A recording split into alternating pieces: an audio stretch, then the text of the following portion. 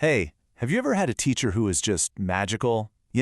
Someone who can make learning about numbers or animals feel like the best game ever? Well, what's their secret? Today, we're going to find out the secret ingredient that makes some teachers so awesome. Are you ready? Okay, think about your friend who knows everything about dinosaurs or building with blocks. But when they try to tell you how to do it, does it all come out kind of mixed up and confusing? Yeah, that happens. Just because you know a lot about something doesn't mean you're good at explaining it. It's tricky.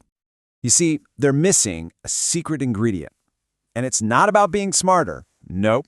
It's all about knowing how to share what's in your brain. And guess what? It's a secret anyone can learn. So what do you think it is? To figure it out, let's pretend we're chefs in a kitchen. We're going to look at the teacher's secret recipe, because great teaching is kind of like baking a super yummy cake. You need a special recipe to make it just right. Here it is. The recipe is super simple. Step 1, you gotta know your stuff. If you're teaching about puppies, you need to know they're fuzzy and say woof. And step 2, this is the really important part. You have to know how to share it. When you mix those two things together, poof, you get teaching magic. Now, this special mix has a really big, grown-up name, but all it really means is knowing your stuff and knowing how to make it super fun and easy for someone else to get it. It's like building a little bridge from your brain to your friend's brain so all the ideas can walk right across. So how do teachers use this magic mix? Well, every great teacher has a magic toolkit. Yep, it's a special box full of cool tools that help you learn all sorts of amazing things. The first tool in the box is a demonstration. This is all about showing, not just telling. So instead of just talking about a volcano, a great teacher might make a mini volcano that erupts with bubbles right on the table. Whoa, isn't that way more exciting? The next tool is one of my favorites. It's called an analogy. That's when a teacher says something new is like something you already know. Like saying, your brain is like a superhero's computer, storing all your amazing ideas. See? It helps you understand something new by thinking about something you already get. Tool number 3 is using examples from your life. So if a teacher is talking about something called patterns, they won't just say a bunch of words. They'll say, it's just like the stripes on your shirt. Red, blue, red, blue. Using things from your world just makes everything click. And the last tool in this kit is a good explanation. This is where a teacher can take a really big idea and chop it up into tiny little bite-sized pieces. That way you can learn one little piece at a time until, ta-da! You understand the whole big thing. It makes you feel super smart. And you know what?